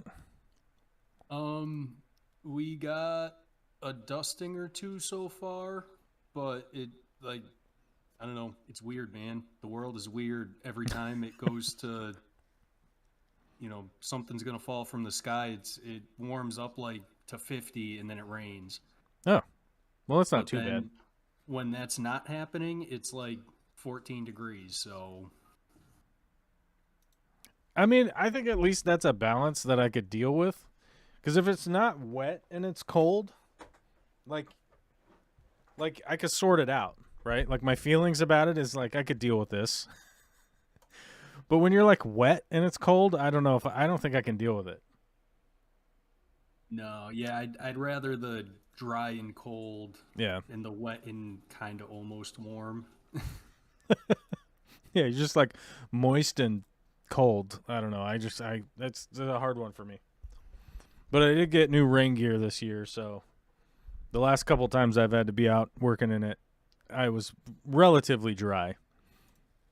Oh, that's good at least. I got some new rain gear earlier this year as well. It's actually my first set of rain gear that I've ever owned. It's decent. Oh, that's not bad. Yeah, I realized the hard way when my leg got all wet because there's holes in my old rain gear. I'm like, ah, damn it. Okay, well, I'll bite the bullet on this one and go to what's that workwear place? Workwear, work something, work source, work and Working wear, gear? working gear, working wear, Working gear. working wear. I think. Yeah, I think it was working wear. I don't know, but it's just it's like it's almost crippling how expensive like good rain gear is. I was like, what in the f? Yeah, like Yeah, I wasn't $89 for a. Yeah, I'm like what? And it was like I on wasn't sale. prepared. I wasn't prepared for the price, that's for sure. And the Yeah, one time that I needed it the absolute most, I couldn't get to it, and I was soaked all the way through everything, literally down to my socks. The oh inside of god. my boots had water in them, and I had to work like that for another 9 hours. Ugh, It was horrible. it sucks so bad. There's nothing like being cold and wet, man. I don't know. It's just a bummer.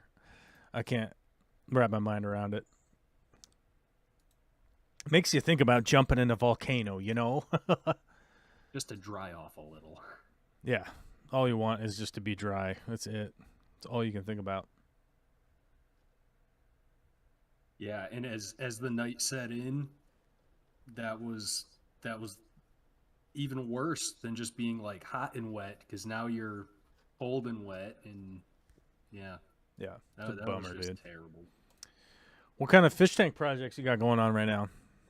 Um, well, since I don't necessarily have the time or money at the moment, I'm going to have the store that I used to work at come and break down the saltwater tank, and I'm Mm-hmm. going to turn the 125 into a shrimp tank Oh, nice. with, some various miscellaneous fish. Here's what's weird. Um, Most people would be like, "Oh man, that's a bummer." I don't know. I honestly feel like A, that's a cost savings, which is a good thing. And then B, I'd much rather have like a big shrimp tank than a fucking big reef tank again. I mean, to be honest, you know, I got I can still recall getting like so much joy from what is essentially like a troll of fish keepers that I only had a crystal shrimp colony in a 240-gallon aquarium. I don't even think I had a fish in there. wow. I'd still get so much joy from that, and I honestly I probably want to reproduce that at some point in time. If not soon, probably later. I think my plan is I want to build that tank, but I want to build that tank in the greenhouse. That would be epic. So it could just be one of the walls in the greenhouse, and then it's just in there with no lights. It just gets some of that diffused sunlight from the greenhouse. I could probably put a net over the top so that it doesn't get too much sun, and then just grow shrimp outside. And potentially the greenhouse, once it's done, will be like insulated enough that it doesn't drop down crazy cold. But we'll see. That's my plan. But we also have to check with Vicky to see if that will make her mad. But I don't think it will because she doesn't really get mad all that often. I mean, and if the greenhouse is big enough that the footprint of that tank won't take up a crazy amount of space. Not really. I mean, it's only 2 feet by 8 feet Yeah. only. It's only 8 feet long. It's only like standard 2x4 length. Oh man. It's pretty big, but it is Yeah. what it is. Yeah, I'm kind of excited for it. I mean, it's going to take a bit to do, especially considering I think I might have like 15 or 20 shrimp at the moment. So, we won't really see much of anything in there right off the bat, but it's going to be a lot easier. That's for sure. Yeah. Oh, I my was hands. buying shrimp from a guy in Florida for a little while that was he was doing them outside in the IBC totes, Hmm. and like each tote had a different kind of shrimp in it. So he'd throw like, I think he said like 250 in there when he started, and then just kind of let them go for the summer, and then would sell, a bunch off over the winter, and you know, kind of throw a new batch in there to kind of keep the genetics relatively new. Hmm. And it ended up working out pretty good for him until one of the hurricanes came through and whacked him. Oh, really? Yeah.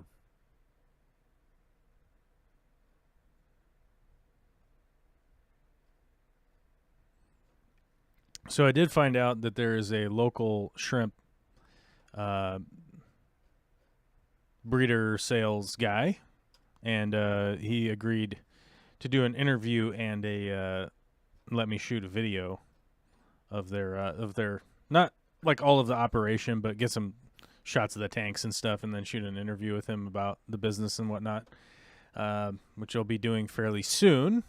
We haven't figured out an exact date that works for the both of us, but we're gonna be doing that pretty soon, and that's gonna be exciting because I'm likely going to buy some shrimp when I go. So, um, That'd be awesome. so yeah, can't wait to do that. I'm excited to go do that and make the video. So, we'll see. We'll see when that happens, but hopefully soon. But yeah, he's got Yeah. some cool. He's got some cool shrimp for sale. So I'm pretty sure I'll be drooling while I'm there a little bit, and then figure out what I come up with. Oh yeah, definitely gotta pick up something cool. One of my favorites is called the Stardust.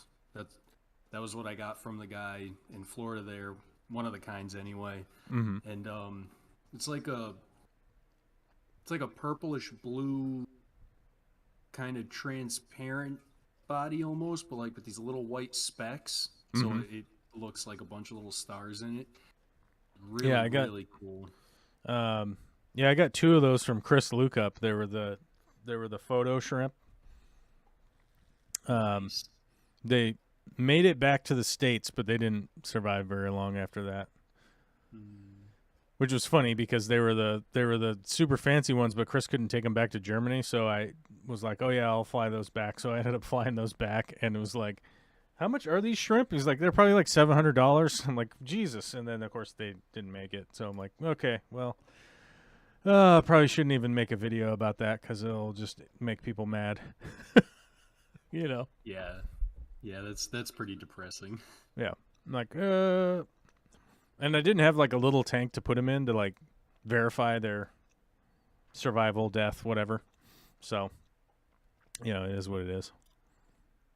You do what you Oh, can, right, Steve? You do what you can. oh yeah. Yep. Sometimes it's not much, but it's all I can do. it's all I could do. Yeah, that's for sure. Well, how's being a dad treating you? Are you finding joy in it? Are you becoming frustrated yet? Yes, there's definitely joy. There is definitely times of frustration. Um, but the joy outweighs the frustration. So, even if things aren't going perfect and smooth, Yeah. because why would they ever? No, they never Um, do. it's still a really good time, and I definitely would not trade it for anything. Here's what's totally fucked up, dude. I don't know if I told you about this. This is a very big deal. I bought a lottery ticket this last week, and I only won $4. That's $4 No, more than I've won on scratch tickets this as year. as opposed to goofing on you and changing the subject. Yeah, I agree. You're like, dude, there's constant frustrations, all sorts of frustrating shit going on. But the joy has always outweighed it. I've not experienced let me.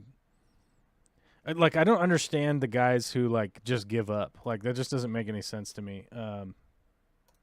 Like, I know it's common where dudes just leave or whatever, but I don't know. It's never really crossed my mind. I'm like, I'll just go for a walk. Like, I'm going to be gone for half an hour. Like, I'll be back. I'm losing my mind. I just have to go walk around and breathe fresh air for a little bit. That's like the worst that it's gotten for me. But yeah, I don't understand the guys that are like, yeah, I'm out. I got to go. Like, it makes no sense. I gotta go get a gallon of milk. Yeah. I got to go get some milk. I'll be back. You know. Oh, no, they never came back. That doesn't make any sense. Derek Palmer says, what did I miss? Oh, okay. Well, all right. Let's start back at the beginning, Steve, okay? Oh, hey, everybody. It's Monday. Yeah. A bunch of stuff. But you guys could rewatch over and over and over again as much as you like.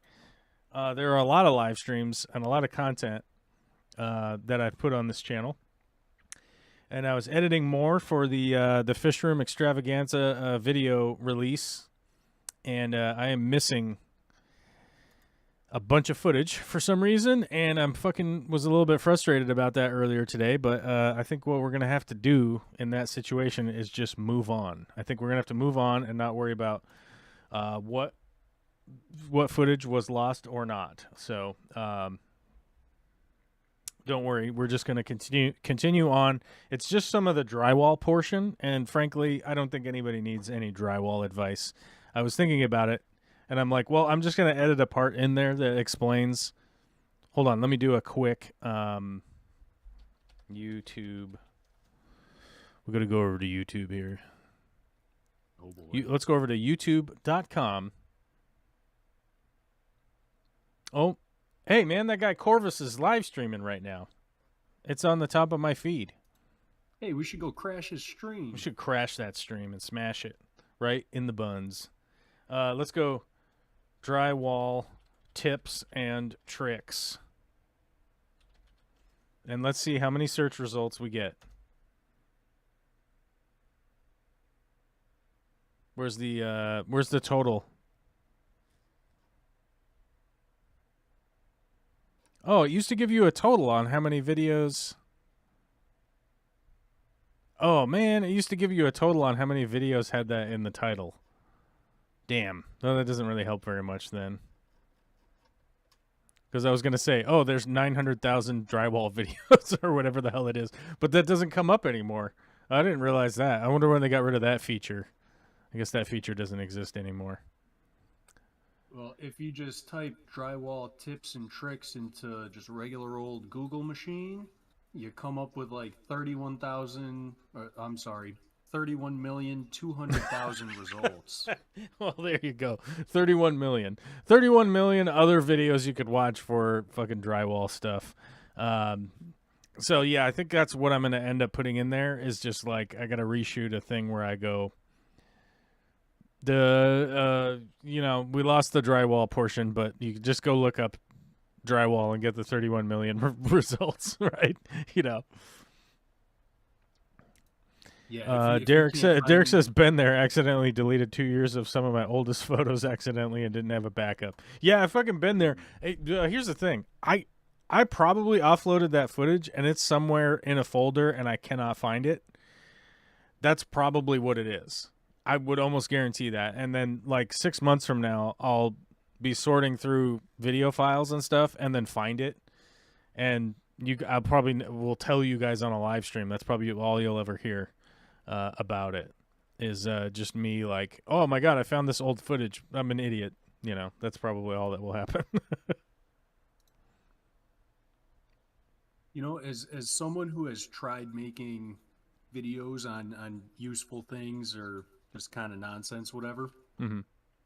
I think one of the wildest things is you could spend, 15 hours shooting something to come up with 15 minutes worth of usable footage. Oh, if that. Yeah. Right. I mean, considering how like short form everything is now, I mean, it's even more so than it used to be. It's even more so now where it's the short form is really leaned into quite a bit. And something I got a tip from YouTube the other day, which I don't know if this is going to apply to anybody that actually watches my stream or not, but it turns out you don't want to send out notifications to your subscribers anymore. Because the algorithm is so cluttered with shit that, like, if you send out a video and only, let's say, like 10 out of 1,000 people that subscribe to you actually watch it, it actually suppresses the video even further. Because it's like, oh, even your subscribers didn't want to watch it. And I'm like, That's pretty crazy. oh shit, I better make sure I uncheck that box then, if that's the case. Like, holy shit, okay. So, well, hey man, I got 4 o'clock on my end here, which means that, what is it, 7 over there? Yep, I got 7:01. 7 o'clock. All right, which means I got to go pick up my daughter. I got to go pick up my daughter, McGee. Wow, I just got handed mine. Mine is off at her early learning school. She's not in public school yet, but she will be very soon. Fish Tropic Canada says sometimes you don't like your kid. LOL. Yeah, sometimes you don't. It's true. Sometimes you're like, you little shit. What is the deal here? That will happen at times. That will happen at times. Being a parent forever, and there's just nothing you can really do about that. But other than deal with how you outwardly project in those situations. That's really the only thing that you can do. And that's something that I have a script I've been working on to talk about. It applies to this like sobriety video I've been trying to make, and how like being sober has more to do with the relation of how you interact with the world as opposed to like how you feel or think about the world. And I think that relates in a way to everybody, as opposed to like, oh, are you a sober person or are you not? And I think that the parallel there sort of exists. And one of the ways that I was sort of describing it in that script was somebody's being a dipshit in front of you in line at the grocery store, and you might think, wow, I want to smack this person for being such an a-hole or whatever, right? But you don't, right? Like, you're like, no, I restrain myself from having this like outward action, right? Like an action that is outside your brain, right? And I think that a lot of that sort of is also like a parallel to parenting, that like you might be screaming in your head like this kid is being such a piece of shit right now, but on the outside you're like, all right, it's time out, go to your room, I'll talk to you in 5 minutes, you know. It's much and I think a lot of that relates, and I think that sort of ties in to like the normal person versus the addict alcoholic person, to sort of bridge that understanding, right? Because I think a lot of what addiction and alcoholism and whatnot does to people is that like their outward presentation is no longer under control. And yeah, so I've been trying to like relate that, and then relate that to sort of parenting, which a lot of people have been parents, and relate that to normal day-to-day interactions that people have, and try to kind of weave that together. And I don't know if I'm doing a good job of it. I don't know. I'm in the middle of like probably too many video projects and not enough time to edit them. I think is probably the biggest hurdle I'm at right now. I think once again, it's the fucking editing. It's the editing. It's not so much like the filming. It's not so much the script writing. It's not so much that. It's the fucking editing that is fucking me up. So, I don't know. But, yeah. Witchy Cat says, I hate shorts. I have TikTok, but I almost never look at it. Oh, yeah. TikTok is the absolute worst. You literally sign the rights to the Chinese government to watch your internet usage. Yep. Yep. It's horrible. It is. It's pretty horrific, and it's also like, there's so much. Uh, there's so much to the like. There's so much going on with the parallel of like how the Chinese government is connected directly to influencing the businesses, and the businesses are sort of bound to do whatever the government there wants them to do in a very weird way. And I don't know how to like describe that, but it's like the Chinese government is utilizing corporations in order to enact their own weirdness, and because they're not a democrat, they're not a, they're not democratically run country. It's an autocratic system where there's a king, and yeah, they might call themselves the Democratic Republic of China or whatever, but that's just horseshit. It's not real. And I think that's like fundamentally the big difference there. And one of the things why I'm always like kind of leery of signing away stuff to the Chinese companies, but I know there's so many people that signed up for TikTok that I think it's just beyond the scope of hoping that me not being involved is ever going to change anything on that end. But I don't have a TikTok account for the exact same reasons. So I'm just saying that, like, I don't think I'm going to affect TikTok's decisions or anything that they're doing. But, but you sign up for one evil or the other. It's like, is it YouTube or is it Facebook or is it whatever? But until we can break up the monopolies, I don't know if we're ever going to see a system that works better than the one we have now. Very unfortunate, but very true. Mickham says, how often have you reused old videos or photos older than 6 months? I've used them probably every couple of months, not daily, weekly, or monthly or anything like that, but I think once every 4 or 5, 3 months-ish or something like that, I'll go through and find some old photos. I definitely pull some old video up every once in a while. But I'm hopefully going to integrate that more to being able to do the flashbacks in my content. Although, like, organizing that and figuring that out is a bit of a struggle. I'm gonna be honest with you. Like, sorting through the decade worth of footage and stuff is not exactly as intuitive as I would like. I'm probably not as organized as I should be with labeling and documenting the stuff, and it's because it's just a lot of computer busy work that I just don't have a ton of time to work on. So I do go back and grab old footage and try and figure out where I was also at the time, and so I mean, we'll see. I do have to I still have to remake the top 10 reasons to have a sump on your aquarium video, which realistically I should get on that in the next month or so or something like that. When I'm setting up the sump, that's the plan, is to set up the sump and do a setup video, and then utilize the video to do the top 10 reasons why you should have a sump.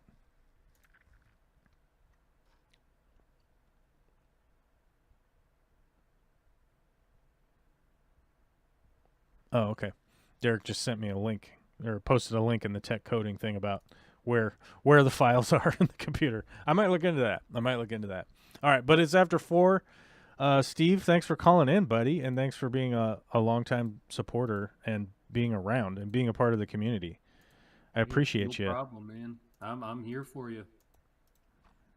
But yeah, thanks for calling in. It's always nice to have people call in because I got somebody to talk to, as opposed to just yelling at a camera, and getting sidetracked and talking about all sorts of shit like avalanches and snow machines and shit. But well, I guess I should do my job better as a producer, huh? You got to do what you got to do, man. Whatever feels good, do that. Right, but man. Well, hey, thanks for having us, and thanks for putting on the stream. It's best way I spend my Mondays after work. I'm not gonna lie. Yeah, I'm to be honest with you, I'm hopefully planning to expand the stream schedule once the studio's built, because the studio will be built. And as you noticed earlier in the stream, I was in here yelling at how somebody was a motherfucker, and Vicky was like, "Are you being accosted?" And in the future, I can yell in a room where no one can hear me, so except for the internet. So I will be able to do that. And I hope to expand the stream schedule, and like some of the streams I plan on doing will be just aquascaping and working on the aquariums and stuff. And I think those will be pretty fun for people. So yeah, all right. Well, I got to go pick up Olivia. So thank you to Witchy Cat for 5 gifted memberships. Very much appreciate it. And Steve, thanks for being a producer and calling in also. And Victor Coco, thanks for your $2 super chat of the day. And we'll call it for a Monday because we got to go do baby daughter stuff. Awesome. All right. Thanks, man. See you later.